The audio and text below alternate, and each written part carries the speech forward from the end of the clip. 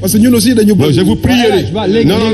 Je vous prierai en parlant du président Macky Sall d'utiliser les bons termes. Parce que ñëpp mën utiliser des termes. Non, vous pouvez dire dégager, le synonyme de dégager. En tout cas, c'est pas sur le plateau que vous allez très bien, utiliser voilà. ces Donc da ngay di wax donc ñu bàyyi yenn termes yi. Parce que boo toog plateau ñu waxu Benno Bokk Yaakaar wax président Macky Sall wax le verbe dégage taxaw di ko xool. Jamais. Voilà. Très bien. Non, kii laay wax. Non, kii laay wax non waxuma la yow de. On va le dégager en bloc, en détail et en toute conséquence. Man jàmm laa wax, je parle de la paix. La paix civile dans le pays. Loolu koy dégager ba mu dem génn. Bu ñuy dégager sa bopp aussi amul benn njariñ. Allez-y, Abou. Dégager c'est du français. Bon, attends. Mais pare ngeen waaw c'est bon. Sant donc débat bi am na solo ñun souffrir wuñu woon di déglu. parce que xam-xam mu ngi doon génn. mais fii tamit jàngat la ñi fi toog ñëpp benn génération la ñu bokk jàkkaarloo. C'est le moment aussi de poser la question homme politique yi seen ñàkk respecté doomu aadama bi ma doon wax sànq. pourtant am na liste bu am ay suppléants. lu tax respecté wuñu doomu aadama yooyu. tey ñii nii fi toog ñëpp muy El Hadj Malick. Omar Sy moo jiite liste léegi Omar Sy muy Mamadou Dioum muy Badia. kenn ku ci nekk li nga fi wax ci xam-xam te sa parcours may la ko. mais kenn tey les hommes politiques yi nga xam ne ni ñu ngi xeex parce que du ñoom mais moo am liste citoyen booy defar liste respect ak dignité humaine bi nga am ci say titulaire nga war a am pour say suppléant mais suppléant yi boo leen di tànn sax lan ngay wax mooy abal leen ma taf dugal complété yàlla ngi wane boppam saa su ne wallahi lazim nañu bàyyi xel suñu borom parce que tey homme politique yooyu dama koy wax chaque fois ma ne la benn cercle fermé bu fi nekk la lii ngay wax nii dialogue politique bi ngay wax xam nga tey li ngeen di wax yëpp xam nga lan moo ko indi mooy dialogue politique bu musul sincère.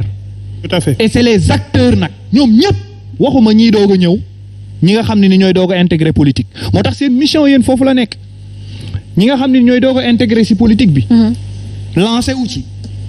muy ñoom jëm sa bopp ak ñoom serviteur ñoom Pape Djibril ak ñi ñëwagul foofu la débat bi war a nekk parce que ces mêmes acteurs de 1962 ba tey ñoo jël otage politique askan wi tamit nekk ci complice parce que askan wi moom la ñuy jël double parrainage am moom mooy dem parrainer fukki nit askan wi moom mooy jaay carte de vote am askan wi mooy toppe askan wi lañ dul respecté askan wi la ñuy utiliser muy saaga nit ñi en complice kañ la ñuy def rupture bi. kañ la gars yi di libéré wu xam nga tey dialogue politique yi fi mos a am yëpp yi mujj yi mais code consensuel kee Bambey su ma juumee ñu rectifier ma parce que nit laa dama dégg maître Ousmane Seye après yi fi xewoon ci ay élections ñuy tëj Abdoulaye Wade tëj ak tijji amul urne amul lenn si la ay intellectuels yu mag xanaa dëkk bi amatul ay intellectuels ñu toog daje teg nee politique yi. parce que code électoral ak élection mooy déterminer ñan ñooy dem ci gouvernance bu ñu leen xësee ba fal ñoom ñooy déterminer même yow miy doon sëriñ kilifa ak loo mën a doon loo soxla ñoom ngay laaj autorisation ñoo yor njàng bi ñoo yor lépp pourquoi ñoom ñu bàyyi ko politique yi mais politique yooyu tey code électoral boobu ñu defoon ci consensus boobu Abdou Diouf dane du ma ci dindi virgule bu amee consensus loolu moo indi conseil constitutionnel mu nekk benn juridiction xaw ma lu ñuy wax ne juridiction politique la Maître Ousmane Seye dégg naa mu wax ko fi mais gis nga conseil constitutionnel boobu tey amaatoon nañ possibilité ci ay waxtaan waaye ba ñu demee dialogue am na dialogue bu ñu fi woote dañoo yeewu gis protocole de Doha dialogue bu ñu fi woote rek lay terminé mais ñun acteurs yëpp problème élection locale ak problème élection législative mode d'élection bi ak mode de répartition des sièges députés ñun ñëpp ko ñaxtu ak problème état civil ak problème transfert électeur mais ba ñu toogee dialogue politique xam nga lan moo ñu intéressé woon les élections locales la prolongation des mandats des maires benn maire opposition taxawul kaas ko benn maire bu bokk opposition wala conseil bu opposition démissionnaire wul parce que boo nekkee maire tu gères tes clientèles politiques di nga gérer ses cotisations. Il y a un maire de la Casamance qui a exception confirme la règle. dama ni bu amee it moom nañ ko cité ñu félicité ko parce que Moussa Tine bi mu ko defee ci poste député am Moussa Tine ba mu ko defee fu ma toog way ko te bii dafa am député yoo xam ne dama doon xaar bu ñu prolongé tey ñu ngi wax report waaw bu ñu waxee report mooy prolonger mandat député waaw li ngay bañal président de la République ne warul am ñetti mandat waruñu prolonger lii tey ñaata député ñoo am 15 mandats 25 ans 30 ans ñaata maire ñoo fi def ba màgget. bonne question. waaye pourquoi sénégalais yi ñoom ci li ñuy bañ loolu baax na immunité bi am fële boo nekkee opposition ak doole bi ngay am boo amee pouvoir mën a instrumentaliser lu tax nit ñi bu changé nii rek mu changé ñu créé immunité léegi dialogue politique boobu ñëwoon tey ñu ne suffrage direct maire yi nu ñu leen di falee baax ñu changé ko waaw bi ñu demee ba ci biir avant dialogue boobu sax affaire statut de l'opposition maa ngi dégg benn opposant bu naan dañ koy associé ne Ousmane Sonko mais bu ñu demoon ci jusqu'au bout du ñu am statut chef de l'opposition du ñu am lépp mais pour des intérêts crypto personnels ñoom politique yi bu ñu dajee dañuy bloquer dialogue bi ci lim leen arrangé wul bi ñu dajee demee ci élection locale statut élu local statut maire conseil municipal nu ñu koy falee recette municipale yi fiscalité locale yëpp dañ koo tegee de côté bañ ne élection am na date am na suffrage direct waxuñu sax cumul bi gis nañ fi maire yoo xam dañ leen fal ville ñu demaat démissionné te askan wi falu leen daaw Barthélémy Dias arrangé woon na leen boobu lu tax waxuñu ci dialogue politique boobu yeggul ñu war a demaat élection législative yi ñëpp a ngi toog muy société civile muy ñëpp gis ni élection législative yi dem rek la ñu bëgg par la force te waxtaan amu ci toog waxtaan amu ci ñu am date ñoom ñëpp ñu ne ok fàtte ni même texte yooyu moo am carence fàtte ni même blocage yooyu moo fi nekkaat te loolu lan moo tax bu dee fal la ñu soxla bu dee dañoo war a dem élection seen yoon du nekk ci processus bi mais bu fekkente ne processus bi am na problème ñu def des mobilisations citoyennes alors qu'il ne le fait pas pour la santé mobilisation citoyenne su génnee rek ba dérive am rek ba coow am rek ba ñu nar fi rey di rek politique yi la tribunal boo déggee coow ñu attaqué magistrature attaqué leneen politique moo fa am problème mais ñaar yooyu bu ñu amul problème day am fonctionnement normal des activités waaw léegi ñan ñoo am problème sànq j'ai entendu El Hadj Malick wax lu dal sama xel parce que dafa at jot jeunes yi def rupture nee nañu poser le débat sur le militantisme et la citoyenneté active yan acteurs yan acteurs yoom bu leen arranger comment on fait les coalitions d'accord comment on organise les coalitions société civile nag nañu am suñu complexe te rus ñu bu ma leen ñu naan ay waxtaan bu ñu moyetuwul man dinaa porter plainte société civile ah bon parce que da ngay toog di seetaan kaawu Bougane kaawu keneen société civile nga bokk de. non man société civile bi ma inspiré wu wala yaay daara yi. mooy société civile daara ak communauté yi. yaay daara yi ba keroog ñu am société civile bu leer nañ. mais terewul ñoom ñu nekk ci société civile élection lan moo tax nga leen di porter plainte. kon xam nga lu tax mënuma d'accord. oui à chaque fois bu société civile jógee rek coowal politique la. mais coowal bachelier kii bu coowal étudiant orienté ci privé bi mu ngi fi. étudiants yi ñuy dagg seen bourse yi mais war nañu def ay médiation pourquoi waruñu mën a anticiper processus électoral démocratie électorale chaque fois mooy tënk dëkk bi te 80% de l'économie jógewul ci ñoom nombre de fonctionnaires yi nekkul foofu ñoom créé wuñu emploi par contre ñiy créé emploi informel bi ak privé bi ci seeni recette lañ leen di fayee ñuy def ay cumul de mandat di jël seeni client politique société civile moom saa yu jógee rek buy formé ji politique yi lay seeti ji buy defi politique société civile boobu bi muy jóg mais est-ce que c'est pas par rapport à la stabilité parce que tamit c'est les hommes politiques ñoom ñooy woote révolte ñoom ñooy woote manifestation ñoom ñooy woote xeex waaw homme politique yoo xam ne liggéeyuñu majorité bi ñoo xam ne ay chômeurs lañ seen première fonction maire la ñenn ñi bi ñu nekkee député la ñu am salaire waaye bu duñ leen tënk tegee de côté ñen ñooy doxal économie du ñoom di pourquoi ñoom ñu concentré wu si ñoom problème poste problème IPRES retraité yi problème école du Sénégal bu école du Sénégal amee kenn du def 12e gaynde bu santé amee problème tant que santé médecin gaañu fi nit wala fi kenn yow seen yoon du nekk si ñoom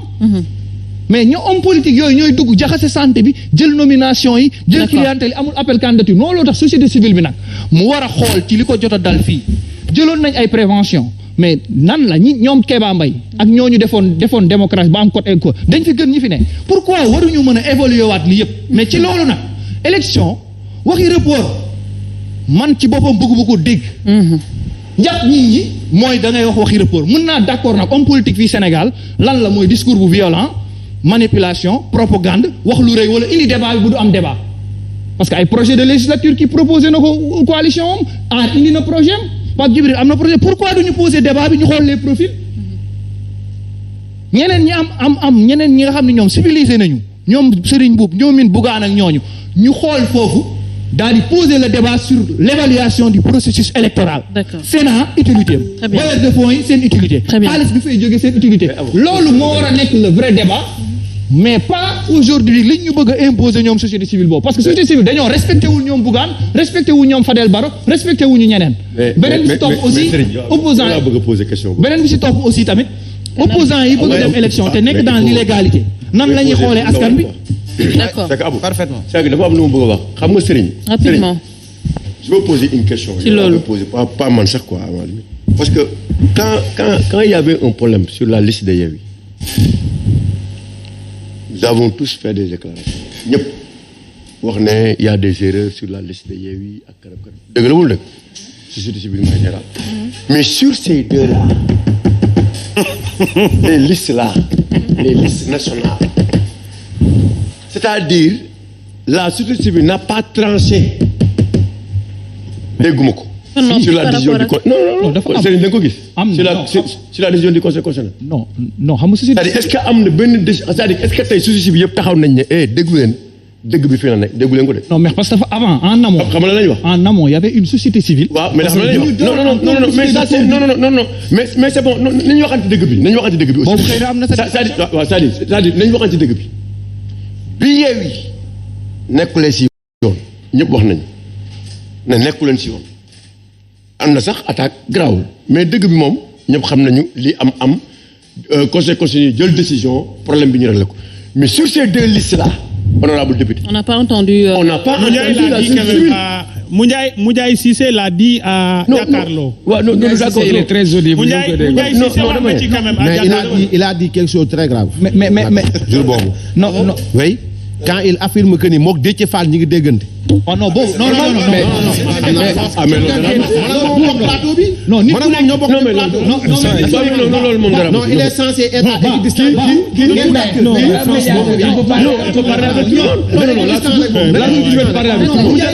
Non, la société peut parler avec Non, tout le monde. ci biir DGE la ne. Ci biir DGE ñu koy woo muy tontu ci biir. si élection yi non xam nga mu Ci Ndiaye biir DGE. non si élection yi dafa wax fii ma ne man Sénégal ñëpp xam nañ ma damaa critiquer mu Ndiaye ne société civile élection rek moo fi am te société institutionnalisée ñoom ñu d'accord ni société civile politique la ñu ni mu amee société civile institutionnelle ONG am na société civile boo xam ni moom affaire xaalis ak corruption rek lay wax am na société boobu gaz rek lay wax am na société beneen société civile bi ñemewul mbirum daara yi ak mbirum communauté yi boobu man laa yenu gàddu ko ma fit waa léegi ñooñu nag yaa mais mu Ndiaye li indi coow xanaa nekkatoo COS M23. non COS M23 Mais Abou man foofu laa bëgg a bokk. association M23 moo taxoon COS M23 fippu Là, on n'a pas expliqué nga ko en plus. donc raison pour On va laquelle revenir mu sur Ndiaye ça. dafa anticiper Temps bi, dafa ça ne anticiper woon permet sur pas. les tirages au sort Oui. mais bi ñu paree tirage au sort li xew ci biir DGE ak Sénat li xew loolu ñoom seen responsabilité la cette société civile qui siège parfois ci organisation Man élection li may wax Aliou ñu ngi wax du amul de. Oumar Talla war nga lu am Erreur solo dafa am. nga ne sëriñ si ñooy vraie société civile mais du leen impliqué si dialogue bi même les indépendants même ñeneen ñi nga xam ne sax dañ cee bokk ak ay patron ñoom bu ëllëg bu yëngoo seen économie ba la duñu leen woo si dialogue ñoom politique yi rek ñu ñooy ngi doon wax tëju sax dañ la war a defal statut spécial. Nen Les hommes religieux. Alioune Tine. dañ leen war a wax kay ku amul statut spécial ku amagul cadre juridique nan lañ lay boole nan lañ lay jàppale te mu nekk bu réew mi tàkkee ne gars yi ci sëñ bi la ñuy dem non Et divisé. dañ ko war a te pourtant bu réew mi tàkkee Man dama bëgg- dañuy jaar dugal ci sëñ bi ne man dama war bëgg- a waxal. Je ne parle pas de négociation pour le moment. Oui. C'est-à-dire dëgg Rapidement. bu jotee Rapidement. naka ñëpp wax. D'accord. li ma bëgg mooy que la société civile d'une manière générale se retrouve et dire sur ce problème pareil ce problème bii ñu joxe seen point de vue. bii nii diggante Yewwi ak Benno lii mooy yoon lii mooy dëgg. Mais est-ce que aussi ils sont Mais est-ce est-ce que qu'il faut aussi pas le ils sont faire allés dire ça parce que après aussi, le conseil Omar, constitutionnel. xam nga actuellement nii nit ñi dañu nekk ci liggéey. C'est ça le problème. te C'est le société conseil civile aussi constitutionnel. pour des décision soucis bi d'équilibre ndaxte ñoom suñ ci duggee suñ ci duggee day am fu leen fetale. D'aucune interprétation. Problème bi Alors, loolu la. parce bu ñu que doon tey di yem a mais li ñu war la a place du juge gars yi dañuy am fu ñu leen di jéem a préparer fetale. te ñu ngi siy wax anticipation en élection ñoom aussi seen 2024 cër du ñëw di juger. ñu ngi ciy wax alors. évaluer les kon léegi mën nañu reconnaître ne parfois la société civile peut jouer un rôle de médiation. Mais day am médiation donc nañ leen koy nangul te ba pare bu ñu defee médiation. ñu ngi ci médiation. waaw donc waaw mais dama làng dama bëgg mu leer dama bëgg mu leer que ñoom aussi médiation bu ñu def toute décision boo xamante ni jël nañ ko fa d'une manière consensuelle buñ ko waxee tamit kenn attaque. on n'a pas l'unanimité société civile amuñu unanimité. alors amuñu fuñ daje ba ne lii mooy statut société civile bi parce que société civile da ngay gis ku ci dugg bon bu am fës daw dem politique yi. il faut ñu utal ko statut. mais nag c'est problème sénégalais mooy même ci société civile bi am na ñoo xam dañu bëgg société civile boo fa jógee ba mu yàgg kenn xamatul quoi kan mooy kan aussi société civile nga ne activiste nga yeewu demaat ci beneen parti loolu tamit dañ koy régler pour li ñu joxoon ci waxtu malheureusement mu ngi waaj a jeex il faut que ñu ñëw également de l'autre côté woote plateau bi dafa am ñoo xamante ne am na ñu leen di xaar donc ñëwaat ci recours u maître Tine pour peut-être voir un peu